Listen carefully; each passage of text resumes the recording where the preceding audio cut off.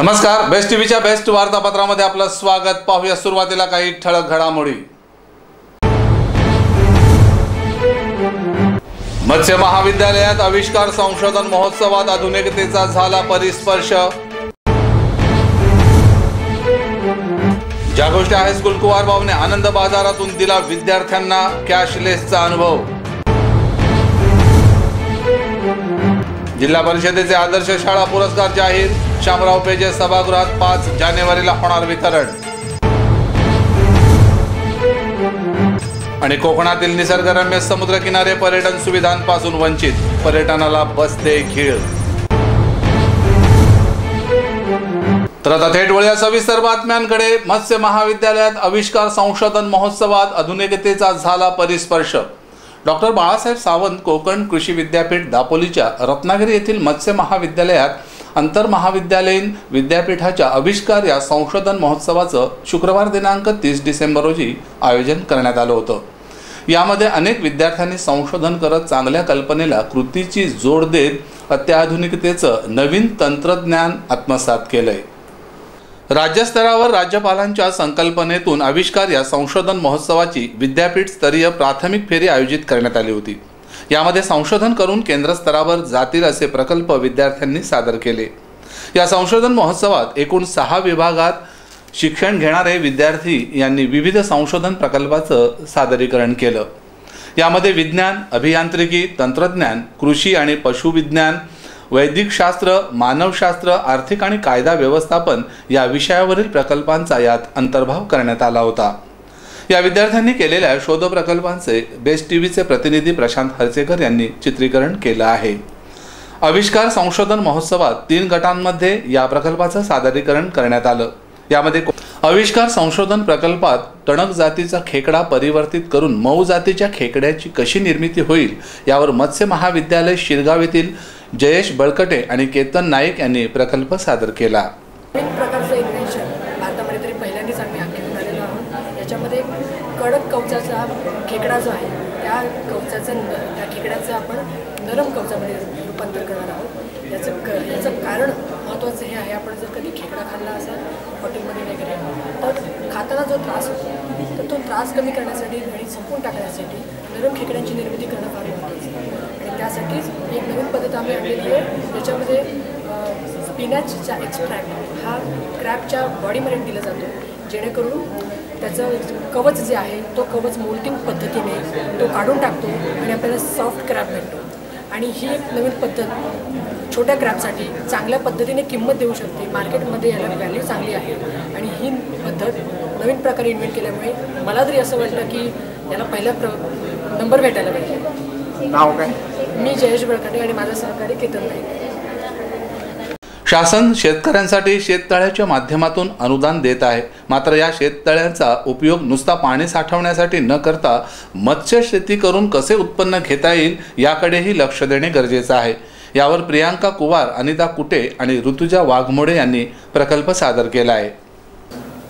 आमचा कन्सेप्ट आहे agriculture plus fisheries. महाराष्ट्रात जवळजवळ 1 लाख अशी शेततळे आहेत ज्याचा उपयोग पाणी स्टोअर करण्यासाठी आणि त्याचा ॲग्रिकल्चरला पाणी पुरवण्यासाठी करतात। तर आम्ही त्या शेततळ्यात फिशरीज कल्चर करतो आहे, म्हणजे माशांचं कल्चर करतो आहे आणि त्याच्यातून आम्ही प्रोडक्शन वाढवतो आहे। तर आम्ही काय करतो आहे, तर फिश कल्चर करतो आहे, त्याला फीड देतो आहे खायला आणि त्याचं जे फिसेस किंवा त्याचं वेस्ट असेल ते पाणी आम्ही शेतीला यूज करतो आहे। तर आपल्याला एका एकरमधून जे शुगर केनचं प्रोडक्शन आहे ते 50 टनपर्यंत मिळते। पण जर आपण ह्यातलं पाणी फिशरीजमधलं पाणी ह्याच्यात यूज केलं तर ते 70 टनपर्यंत मिळू शकते। त्यामुळे आपल्याला फिशरीजचं प्रोडक्शन मिळतंच, ॲज वेल ॲज आपलं ॲग्रिकल्चरचं पण प्रोडक्शन वाढतं आहे। त्याच्यामुळे हे जर आपण इंटिग्रेटेड फिश फार्मिंग जर केलं तर आपल्याला प्रोडक्शन जास्त मिळू शकतं। हा आमचा कन्सेप्ट आहे। College of fisheries Shirgaon Ratnagiri आणि माझं नाव प्रियांका कुवार आणि अनिता कुटे। कोकणात मोठ्या प्रमाणात माडापासून नीरा काढली जाते, मात्र या माडावर चढण्यासाठी माणसे मिळत नाहीत। यासाठी कायमस्वरूपी उपाययोजना करत नीरा उत्पादकांना फायदा होईल अशी संकल्पना वैभव कचरे आणि ऋषिकेश पाटील यांनी तयार केली आहे। आम्ही तयार केलेलं आहे लो एफर्ट कोकोनट क्लाइंबर। हे नीरा उत्पादकांसाठी उपयुक्त ठरू शकते। याचं कारण असं की आपण ट्रॅडिशनली ज्या मेथड वापरतो त्याच्यात त्या वापरताना स्किल पर्सन लागते, तर स्किल पर्सनच त्या वापरू शकतो. तर क्लाइंबिंगचे मेथड मी पावसाळ्यात ते क्लाइंबर यूज करू शकत नाही. या सगळ्या गोष्टी ओव्हरकम करण्यासाठी आम्ही लो एफर्ट क्लाइंबर तयार केलेला आहे. त्यात आम्ही पुली अरेंजमेंटचा वापर केलेला आहे. निरा उत्पादन वर्षातून 45 दिवस होतं फक्त. त्याच्यासाठी सुरुवातीला फक्त तुम्ही पुली ब्लॉक झाडाच्या टॉपवर अटॅच करायचा, मॅन्युअली अटॅच करायचं. त्यातनं रोप घ्यायची, ती दुसऱ्या पुली ब्लॉकमध्ये आणायची. दुसऱ्या पुली ब्लॉक मग त्यातनं जी फ्री एंड आहे ना रोपचं, ते प्लॅटफॉर्म आणि खाली प्लॅटफॉर्म अटॅच केलेलं असणार आहे. फ्री एंड आणि जो पर्सन क्लाइंब करणार आहे तो प्लॅटफॉर्मवर बसणार आणि त्यांनी फक्त रोप पुल करायची, जेणेकरून प्लॅटफॉर्म पूर्ण वरती जाईल आणि माणूस झाडावर चढून त्याचं काही काम असेल, निरावा कलेक्ट करणं किंवा नारळ तोडणं ते करू शकतो. आणि काम झाल्यानंतर रोप सोडत तो झाड खाली येऊ शकतो. आणि ह्या इन्स्ट्रुमेंटचा खर्च 5,000 रुपये हा इन्स्ट्रुमेंटचा खर्च आहे.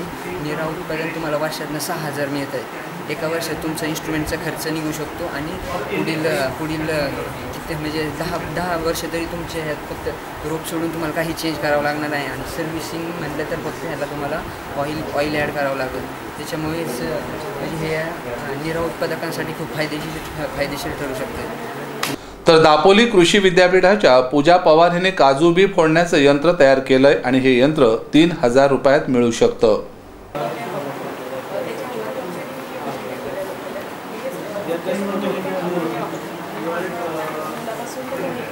म्हणजे फक्त एक आपण कॅशू करणं टाकायचं.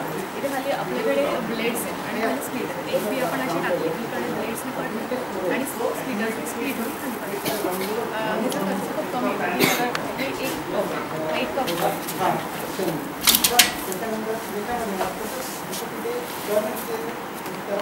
खेकड्याच्या कवचापासून अत्यंत महत्त्वाची आणि देशविदेशातील नागरिकांना उपयोगी पडेल अशा औषधाची निर्मिती शिक्षकांच्या मार्गदर्शनाखाली पूजा कवितके, अक्षया मयेकर आणि प्रज्ञा शिंदे यांनी 4 भिंतीच्या चौकटीत राहून शिकता येत नाही ते निसर्गाच्या सान्निध्यातून मिळवून दिलंय. पूजा कवितके, आज आमचा जो प्रोजेक्ट आहे कायटिन आणि कायटोसन, आम्ही हे खेकड्याच्या वेस्टपासून वापरलेला आहे. आणि जगातला आपण पर्सेंटेज बघितलं तर 40% खेकड्याचा वेस्ट असतो, जो आपण असाच फेकून देतो, तो आपण मेडिसिन म्हणून वापरू शकतो. आणि क्रॅपशेलमध्ये कायटिन आणि कायटोसन हे मेन इन्ग्रेडियंट असतात आणि त्याचा मेडिकल इंडस्ट्रीमध्ये त्याचं वाईड ॲप्लिकेशन आहे. Such as it has antitumour activity आहे त्याच्यामध्ये. पुन्हा ते अँटीमायक्रोबियल म्हणून यूज करतात. तसेच कोलेस्टेरॉल लेवल जी बॉडीमध्ये असते ती कमी करण्यासाठी सुद्धा कायटोसन आणि कायटोसन डेरिव्हेटिव्ह कंपाऊंड्सचा यूज करतात. त्याचप्रमाणे तुमची रोगप्रतिकार शक्ती जर वाढवायची असेल तर ह्या कंपाऊंडचा उपयोग आहे. आणि rather than it is a marine waste, आपण त्याच्यापासून कायटिन आणि कायटोसन एक्स्ट्रॅक्ट करतो. That is profitable. आणि याचा आपण अँटी डायबेटिक एजंट म्हणून पण वापर करू शकतो. रत्नागिरीला विस्तीर्ण असा अरबी समुद्र लाभला असून कमीत कमी वेळेत आणि मुबलक मासे कमी किमतीत कसे मिळवता येतील यासाठी automatic fish feeder Sneha Narvekar आणि अंकिता पाटील यांनी तयार केलं आहे. सर, ही जी सिस्टीम आहे ती केजमध्ये लावतात.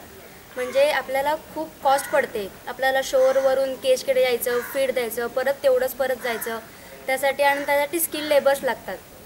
त्या स्किल लेबरला आपल्याला पगार द्यायला लागतो, त्यांना पण पैसे जातात.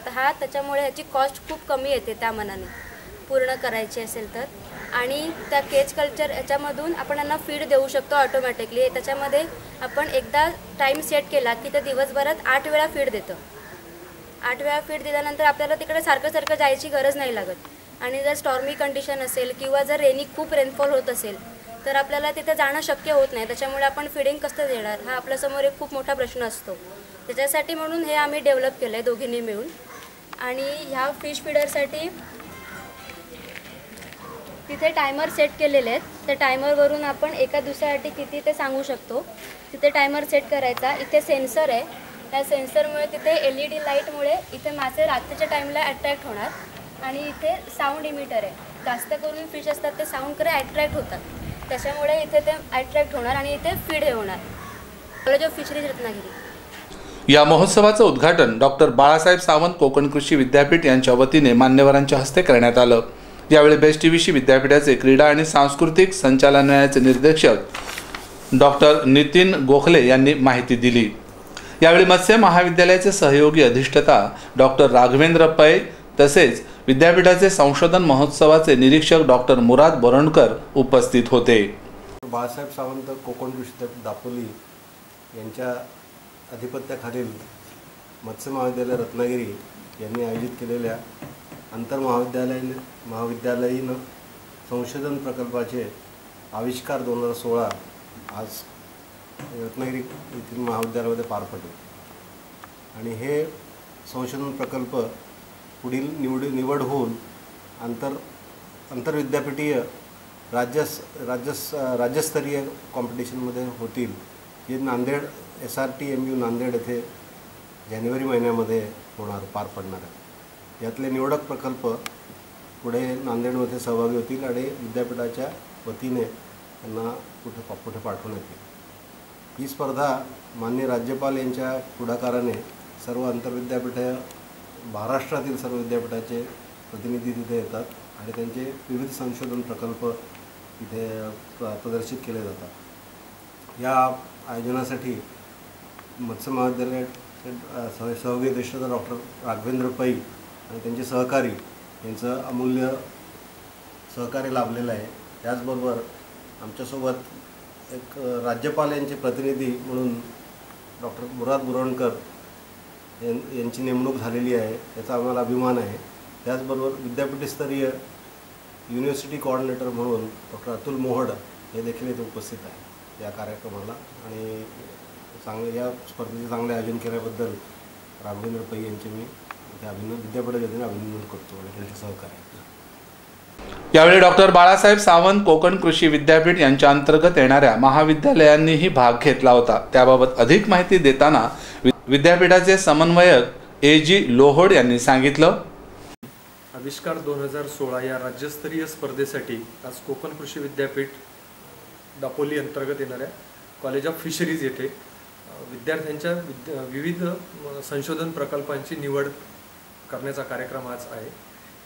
या स्पर्धेमध्ये 6 विषयांमध्ये 58 प्रकल्प सादर झालेत आणि त्यापैकी राज्यस्तरीयवर जाण्यासाठी कमीत कमी 18 प्रकल्पांची निवड केल्या जाईल, जे राज्यस्तरीयवर कोकण कृषी विद्यापीठाला प्रतिनिधित्व करते। या सर्व कार्यक्रमाची संकल्पना ही राज्यपाल महोदय यांची असून कोकण कृषी विद्यापीठाचे माननीय कुलगुरू श्री तपस भट्टाचार्य यांच्या मार्गदर्शनाखाली ही संपूर्ण स्पर्धा आयोजित करण्यात आलेली आहे। हा संशोधन महोत्सव यशस्वी होण्यासाठी विद्यापीठाचे अधिकारी तसेच प्राध्यापक वृंद आणि विद्यार्थी यांचं मोठं योगदान लाभलं। त्याचबरोबर doctor Dabir Pathan, doctor Anil Pawshe, doctor Suhas Vasave, doctor Aniruddha Adsul, doctor Shrikant Sarangdhar, Bahar Mahakal, Asif Pagarkar, doctor Mohad, doctor Awade यांचंही सहकार्य लाभलं। अशा कृतीयुक्त संशोधनातून तयार झालेली छोटी यंत्रे निश्चितच येथील स्थानिक गावकऱ्यांना उपयोगात येऊन लघु उद्योगातून गावात आर्थिक विकास साधता येईल एवढं मात्र निश्चित। एकूणच आधुनिक तंत्रज्ञान हा सध्याच्या प्रगतीचा खरा आधार आहे आणि त्याची नेमकी सांगड या संशोधन महोत्सवातूनच साकार होऊ शकते। विद्यार्थ्यांच्या या संशोधनाला देशामध्ये स्थान मिळावं यासाठी बेस्ट टीव्ही आणि बेस्ट वार्ता परिवारातर्फे हार्दिक शुभेच्छा। तर आनंद बाजारातून विद्यार्थ्यांना कॅशलेसचा अनुभव। आनंद बाजार म्हणजे आगळा वेगळा आनंदोत्सव। विद्यार्थी त्यात रमून जातात। त्यामध्ये विविध खरेदी विक्रीच्या संधी परखताना विद्यार्थ्यांनाही अनुभव मिळावा यासाठी रत्नागिरी शहरालगतच्या जागोष्ट हायस्कूलमध्ये कॅशलेस आनंद बाजाराचं आयोजन करण्यात आलं होतं। विद्यार्थ्यांना खरेदी विक्रीचा आनंद घेता यावा आणि त्यांना गणिती ज्ञान प्राप्त व्हावं यासाठी जागोष्ट हायस्कूल कुवारबाव यांनी आनंद बाजाराचं आयोजन केलं होतं। या आनंद बाजाराचे उद्घाटन मान्यवरांच्या हस्ते करण्यात आलं। यावेळी रत्नागिरी माध्यमिक शिक्षणाधिकारी किरण लोहार यांच्यासह बालकुमार साहित्य संमेलनाच्या अध्यक्षा ॲडव्होकेट सुनीता भावे, अनिल दांडेकर, मुख्याध्यापक इनामदार सर यांच्यासह या आनंद बाजारामध्ये सत्यवान शिंदे, विशाखा भिडे, संस्थेच्या CEO बोडस मॅडम आदींसह शिक्षक वृंद आणि विद्यार्थी आनंदाने सहभागी झाले होते। व्यवहार म्हणजे काय आणि त्यातच शासनाने कॅशलेस ही संकल्पना राबविताना त्याचा उपयोग कसा करावा याचा श्री गणेशा या आनंद बाजाराने घडवून आणला। अनेक मुलांनी त्याचे धडे घेतले आणि कॅशलेस पद्धतीने व्यवहारही केले। या सर्व विद्यार्थ्यांना मार्गदर्शन केलं ते तेथील मुख्याध्यापक रवींद्र इनामदार, नंदन ढापरे, पूजा कात्रे, सिद्धी जोशी, अर्चना जोशी, रेखा पटवर्धन, कीर्ती जाधव, सदाशिव गावडे, नीलम कुलकर्णी, सुनील जाधव, चंद्रकांत पवार, अमृता पवार, विजय चव्हाण, ऋतुजा कुलकर्णी, प्राजक्ता जाधव, श्वेता नार्वेकर आदींसह शिक्षक वृंदही उपस्थित होता। या आनंद बाजारात अनेक मान्यवरांनी आपले विचार प्रकट केले। व्यासपीठ मी आमच्या या न्यू एज्युकेशन सोसायटीची काउन्सिलर म्हणून आजच्या या कार्यक्रमाला उभी आहे आणि ह्या शाळेचा हा पहिलाच उपक्रम आहे।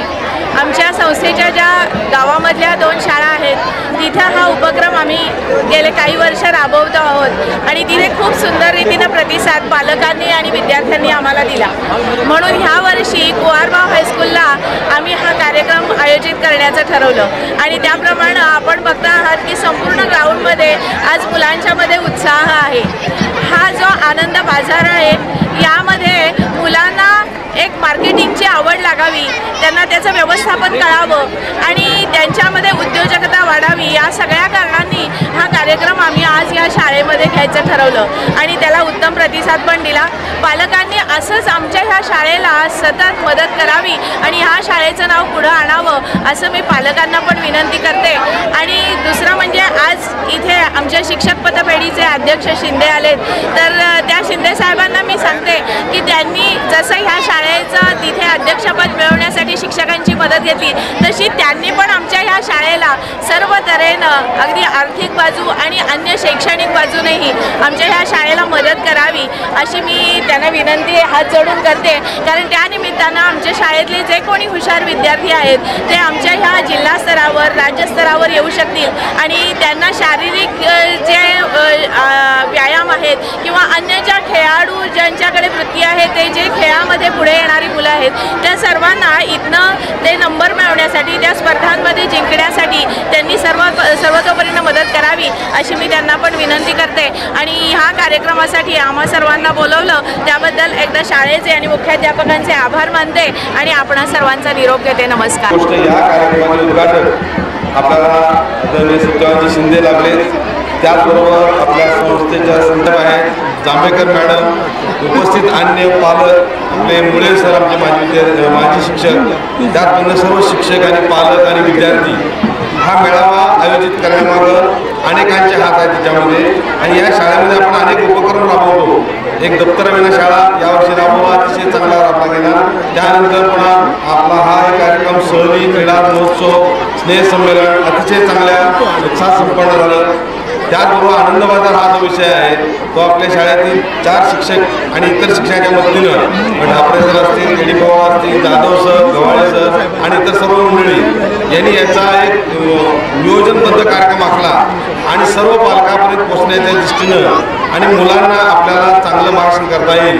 व्यवहारिक ज्ञान शाळेत फक्त नुसतं थेअरी शिकवले जाते, पण प्रत्यक्षात व्यवहार कसा करावा आणि सगळ्यात महत्त्वाचं कॅशलेस व्यवहार कसा करायचा आहे कुपन पद्धत चव्हाण सरांनी सुचवली आणि आपल्या शिक्षकांनी सर्वांनी त्याला प्रतिसाद दिला। आणि या ठिकाणी उपस्थित असणारे सर्व पालक यांना मी धन्यवाद देतो की अशा उपक्रमासाठी आपण सर्वांनी उपस्थिती दाखवली। आज या कार्यक्रमासाठी उपस्थित असणारे शिंदे सर किंवा होवन साहेब यांचं मार्गदर्शन आम्ही वेळोवेळी घेणार आहोत आणि या ठिकाणी हा कार्यक्रम फार न लांबवता सर्वांना खरेदीसाठी आनंद बाजार उभा केला जाईल।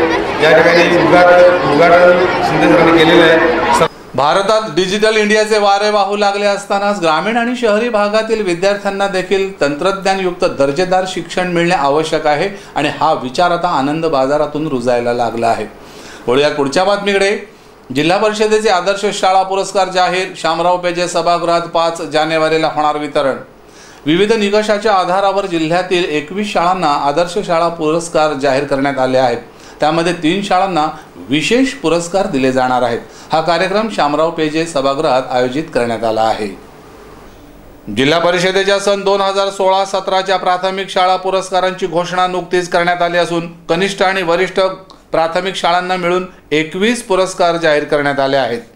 कनिष्ठ प्राथमिक शाळा पुरस्कारांसाठी 26 तर प्राथमिक शाळांसाठी 29 प्रस्ताव प्राप्त झाले होते। या पुरस्कारांसाठी प्रामुख्याने संबंधित शाळांची शैक्षणिक गुणवत्ता तपासण्यात आली, तसेच भौतिक सुविधा यांच्यासह शैक्षणिक पट आणि विविध निकषांची पडताळणी करण्यात आली। हे पुरस्कार 9 तालुक्यातील विविध शाळांना देण्यात आले आहेत। त्यामध्ये रत्नागिरी तालुक्यातील 3 शाळांचा समावेश आहे। रत्नागिरी जिल्हा परिषदच्या आदर्श शाळा पुरस्कारांचं वितरण हे दिनांक 5 रोजी होतं आहे, 5 जानेवारी रोजी. साधारणपणे आमच्याकडं आदर्श शाळा पुरस्कार प्रस्ताव कनिष्ठ म्हणजे साधारणपणे 1 ते 5 याच्यासाठी 25 प्रस्ताव आले होते आणि 5 ते 8 म्हणजे 6 ते 8वी किंवा 5वी ते 8वी अशा ज्या शाळा वरच्या गटातल्या शाळा आहेत त्या आमच्याकडे साधारणपणे 29 प्रस्ताव आले होते. त्या प्रस्तावांची आम्ही आमच्या विस्तार अधिकाऱ्यांच्या माध्यमातून चांगल्या प्रकारे छाननी केली. प्रत्येक शाळेमध्ये आमच्या विस्तार अधिकाऱ्याला पाठवला आणि त्या शाळेची भौतिक सुबत्ता कशा प्रकारे याच्यावर आम्ही जास्त महत्त्व दिलं की त्या शाळेनं गुणवत्ता विकासमध्ये कशा प्रकारे काम केलं आहे, त्याच्यामध्ये स्कॉलरशिपच्या परीक्षेला किती विद्यार्थी बसवले, त्यांनी कशा प्रकारचं यश मिळवलं, सावित्रीबाई फुले दत्तक पालक योजनेच्या संदर्भामध्ये त्यांनी कशा प्रकारे कामगिरी केली, शैक्षणिक उठावामध्ये त्यांनी कशा प्रकारे कामगिरी केली, त्याच्यानंतर बाह्य अंग आहेत त्यांची तीसुद्धा चांगल्या प्रकारे बघण्यात आली, लोकांचा सहभाग त्या शाळेमध्ये कसा आहे, त्या सगळ्या गोष्टींचा विचार करून आम्ही लहान गटामध्ये 11 शाळांना आदर्श शाळा पुरस्कार दिले. त्याचप्रमाणे याच्यासाठी आपल्या मोठ्या गटासाठी आपण 10 शाळांना पुरस्कार दिले. अशा प्रकारे 21 प्रस्ताव आपण 21 आदर्श शाळा आपण त्या दिवशी जाहीर केल्या आणि त्यांचं पुरस्कार वितरण 5 जानेवारी रोजी ठेवलेलं आहे. मला वाटतं अतिशय पारदर्शकपणे या शाळांना पुरस्कार प्रदान करण्यात आलेले आहेत आणि मला अतिशय आनंद होतो आहे की अशा प्रकारे पुरस्कार देताना की शाळांनी अतिशय चांगल्या प्रकारे काम केलेलं आहे. कित्येक शाळांमध्ये हा आमच्याकडे साधारण 29 अधिक 25 म्हणजे 54 शाळा आमच्याकडे आल्या. त्या 54 शाळांची कामगिरी एवढी चांगली होती की याच्यापैकी कुठल्या शाळेला पुरस्कार द्यावा आणि कुठल्या शाळेला देऊ नये इतकी चांगली कामगिरी होती. पण एकाच वेळेला आपण सगळ्या शाळांना पुरस्कार देऊ शकत नाही. ज्यांना आपण यावर्षी पुरस्कार दिलेले नाही आहेत त्या शाळा परत पुढच्या वर्षी आपले प्रस्ताव सादर करतील आणि पुरस्कारासाठी पात्र ठरतील, अशा प्रकारचा मी आशावाद व्यक्त करतो.